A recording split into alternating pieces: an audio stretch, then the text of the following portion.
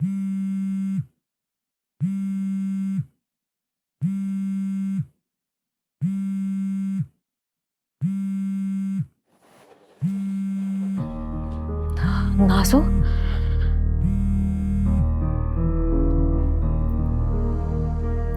Hello नाज़ो, कैसी हो?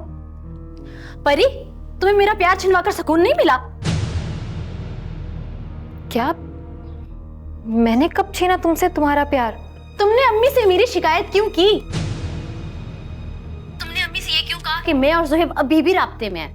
और वैसे भी अगर तुम उस रात दरवाजा खोल देती ना तो मुझे मेरा प्यार मिल जाता, मगर तुम तो सो गई जानबूझकर। देखो नाज़ो, भाग की इज्जत से खेलने जैसे खिलौने खेल में मैं तुम्हारी मदद कैसे कर सकती थी? और अभी भी मैंने अम्मी को इसलिए तुम्हें समझाने के लिए कहा है। अपनी नसीहत है ना अपने पास रखो, और आइंदा अगर तुमने अम्मी से मेरी शिकायत की ना तो यकीन मानो मैं तुम्हारा वहां आकर वो हशर करूंगी कि सारा जमाना देखेगा।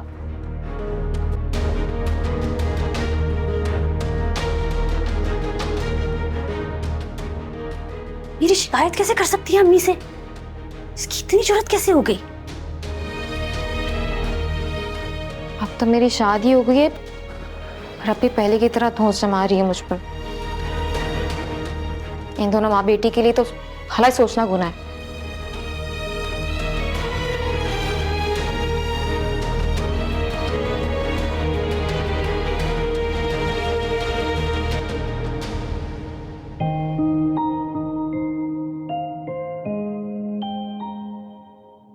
कैसी रौनक होती है बेटियां,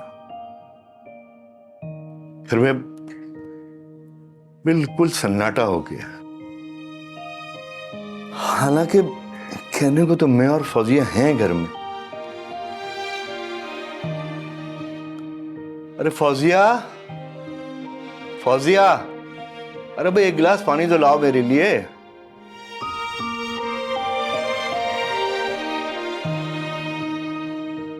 तो क्या फौजिया भी घर में नहीं है?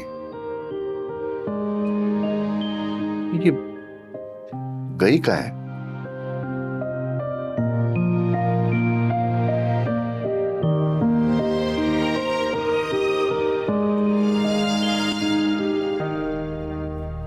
आपने जो कहा वो मैंने सब सुन लिया। या आप कुछ और कहना चाह रही हैं? जितना मैंने आपको बताया, यकीन करें फौजिया बहन, ये तो कुछ भी नहीं।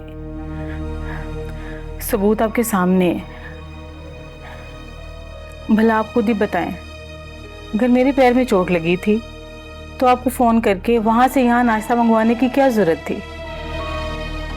बस मैंने आपको आपकी बेटी की हरकतें इस वजह से बताई हैं कि आपने जो कहा मैंने सुन लिया। कुछ और कहना बाकी है? कह दिया, अब आप उसे समझाएं। पहले तो मेरी बात कान खोल के आप सुन लें। पहली फुर्सत में घर में एक नौकरानी रख ले। मेरी बेटी गिरे पड़े खानदान से नहीं आई है जो आपकी गुलामी करती रहे। हाँ तो मैंने कहा था नौकरानी रख लो, लेकिन इसी ने कहा कि मेरे मियाँ की कमाई इन फजूल कामों में खर्च नहीं होगी। इसी ने कहा था कि हम मिलजुल के काम कर लेंगे। हाँ तो उसके साथ मिलके काम करें ना। अभी मेरी बच्ची की शादी हुई है और कोलू के बैल की तरह उससे काम करवा रही हैं आप। अरे मैंने आपको अभी इसकी इतनी हरकतें बताई, ये सब सुन के भी आप उल्टी बात कर रही हैं। आपने मुझे बेवकूफ समझा है साजिदा बेगम। फूल जैसी बेटी मैंने आपको दी थी, बारबी डॉल जैसी। यहाँ के देखा तो उसका रंग रूप सब कुछ उड़ चुका है। क्या रंग रूप उड़ा दिया? हर वक्त तो अपने आप में लगी रहती है। नौकरानी बनाकर तो उसने मुझे रखा हुआ है, तरफदारी करके आप उसे और शायद दे रही हैं। नहीं तो आपकी तरफदारी करूं? शाबाश है। जुल्म आप मेरी बेटी पे कर रही हैं और तरफदारी मैं आपकी करूं। वाह भाई वाह। अरे आप लोग बस चुप हो जाइए। मैंने आपकी और फॉल बातें सारी सुन ली है। कल ही के कल आपने नौकरानी रखनी है, वरना मैं अपनी बेटी को साथ लेकर चली जाऊंगी और आपके बेटे से कह दूंगी कि अच्छा ठीक है, कल नौकरानी रख ले वो। और हाँ, एक बात आप कान खोल के सुन लें। अगर मैंने अब सुना कि मेरी बेटी घर के सारे काम कर रही है ना, तो याद रखिएगा मुझसे बुरा कोई नहीं होगा।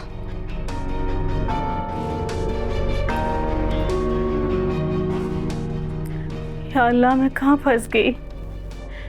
मैंने भी किसी समझाने के लिए कह दिया, कड़वे बेर की जड़ कड़वी ही होती है और कड़वा फल ही उगलती है। या अल्लाह मेरी मदद कर।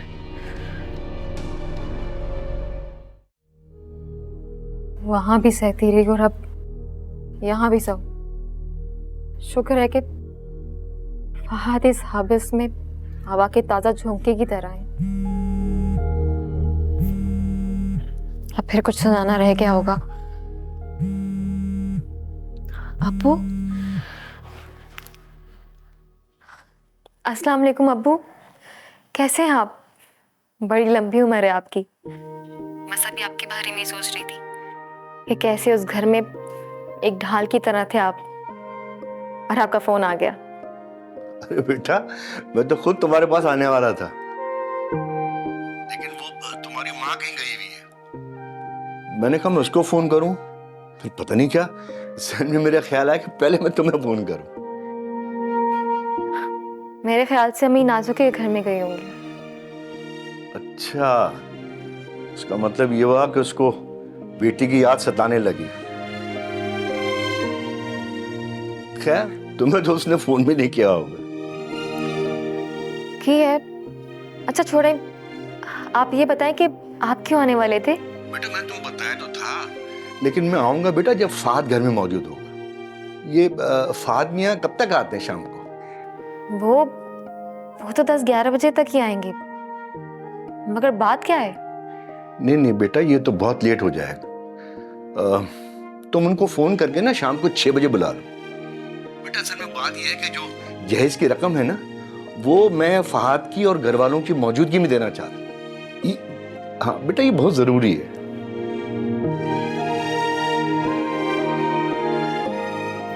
अब्बू, फहद को कॉल कर लेती हूँ।